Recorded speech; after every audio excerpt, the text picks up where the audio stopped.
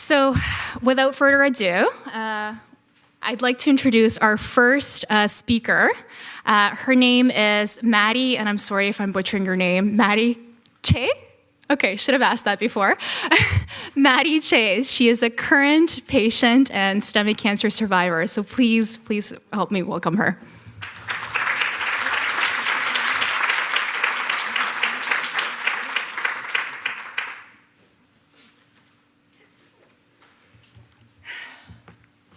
Good morning, everyone. I'm Mattie Kyei. First, I'd like to thank Kathy and Teresa for inviting me for allowing me to share my story.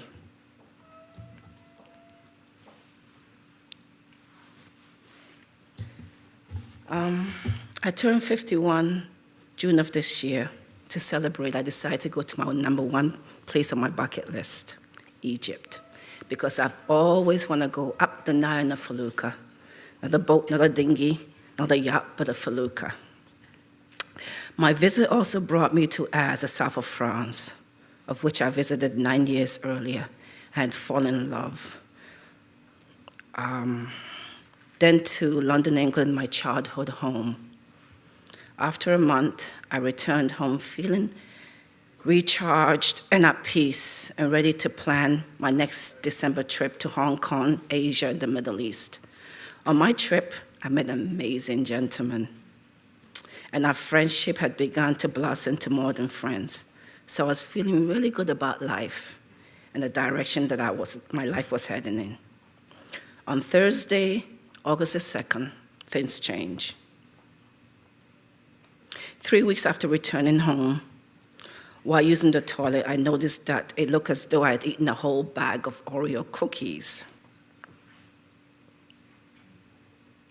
meaning my excrement looked almost black. The same thing happened on Friday and Saturday. By now, I was beginning to feel a little worried, so I called a friend, a healer in Egypt, who told me not to take things lightly and to call my doctor immediately. But it was the weekend, and so I waited until Monday. Monday came, and my stomach went back to normal. I wasn't able to get an appointment with my doctor on Monday, but I did get one for Wednesday. When I did see her, she was upset and told me I should have gone directly to the emergency rather than to wait a whole week. The next day, I went for an endoscopy. When I awoke, the doctor took me into her office and explained that I had a severe case of H. pylori and that some part of it had turned into cancer. I was stunned. I remember staring at her and telling her, "What are you talking about? We don't have cancer in my family." She then explained her diagnosis again, but I was still unconvinced and said that I wanted a second opinion. Within the course of 4 days, I had an appointment with Dr. Fayez Qureshi. He confirmed that according to his past experience, that I did indeed have stomach cancer. And at the time of diagnosis, it was believed that it was 2 by 2 in diameters. 2 by 2 centimeters in diameter. He recommended gastric bypass, and with a chance of me losing most of my stomach. Time wasn't an essence, so I decided to go ahead with the surgery. On October the 10th, I went in for surgery. It was a 6-hour operation. During the surgery, Dr. Qureshi discovered that the cancer had grown considerably. So he performed a total gastric bypass, removing my entire stomach, 24 lymph nodes, and a small piece of my esophagus. After the surgery team received my biopsy results, I was classed as stage 3 cancer survivor, meaning Dr. Qureshi was positive that he had gotten all the cancer out, but due to the fact that it was a stage 3 and 4 out of 24 lymph nodes had been infected. Chemotherapy or radiation was recommended to clean things up. Dr. Qureshi's team were amazing. Dr. Sohab, Tyler, right down to their receptionist, Arlene. I felt that everyone was very supportive and helped me in the healing process. I have to admit the process was hard. After 5 days in the hospital, I went home with a draining tube in the side of my stomach. Unable to eat, I lost a drastic amount of weight, 22 pounds. Within 2 weeks, I experienced chronic fatigue due to the lack of nourishment and dehydration. I then teamed up with a naturopath who provided IV vitamins. This I found helped me regain some appetite, strength, and hydration. I was on the mend, be it slowly. I found that red meat weighed down on my new stomach and was hard to digest. So for the time being, I've opted to go vegetarian, through throwing a little bit of fish once in a while, for now. Did I mention that I'm a chef? Yeah.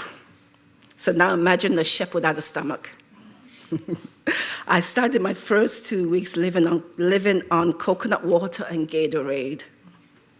I've always felt my stomach and my taste buds were interconnected, depending upon one another. Now this had changed. Food no longer tasted the same, and what I was able to hold down had to be soft like polenta or soupy, or with a soupy consistency. Water was the worst. For some reason, it refused to stay down. Only recently have I discovered that using a thin cocktail straw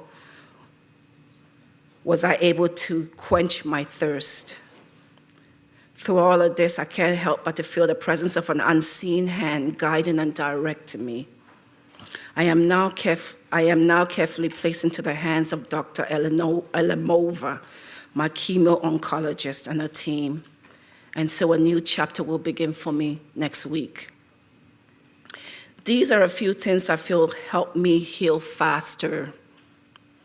For moral support, I told a few close friends that I could trust to not only protect my privacy, but would not perceive me as unwell or sick, but would encourage me forward.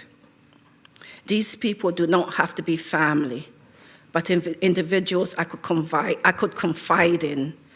With one friend even making a weekly trip, she would bring me bone broth, soups, and healthy goodies like turmeric paste and essential oils, and of course, good conversations. I also didn't isolate myself at home, but I went out just about every day, whether it be for an appointment, lunch with friends, or just grocery shopping. I needed to feel the wind on my face. It made me feel alive. I asked as many questions as necessary. First, to the Cancer Society of Canada, doctors and surgeons, friends who have had cancer, any type of cancer, so they can give me some sort of idea what to expect during chemotherapy or radiation therapy. I was extremely fortunate to have joined the My Gut Feeling family, because I need to know someone who had had stage 3 cancer and had survived, or what to expect while healing from this disease. I had so many questions and felt that I wasn't quite getting the answers needed, with the internet being the worst, absolutely depressing. I remember the last person to come on the conference call was Millie. Hearing her say that she survived stage 3 cancer for nearly 18 or 16 years gave me hope. I was waiting to hear. I decided that I was going to work with my doctors, surgeon, naturopath, nutritionist, massage therapist for my optimum health, including Reiki massages for my mind and body spirit connection. I go for weekly massages because it made my body and my mind feel good. Staying away from stress and negative habits, vibes, and people. I watch every gut-busting comedy I can get my hands on and practice gratitude every day. Meditating as often as possible. It is said that prayer is talking to God. Meditation is getting the answer. I smile often to myself and also to strangers.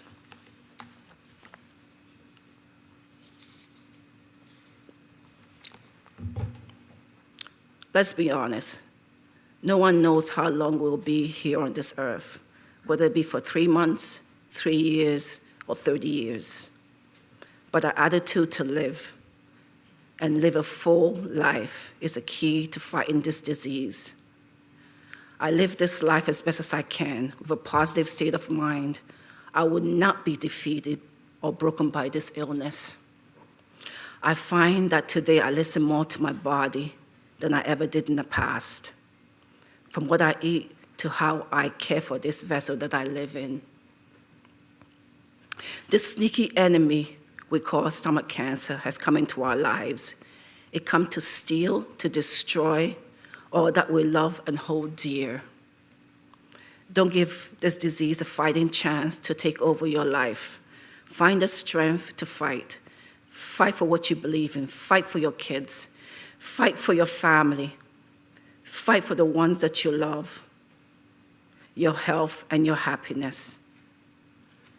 Who is stronger, stomach cancer or us? Let's find the strength to fight this disease. Thank you.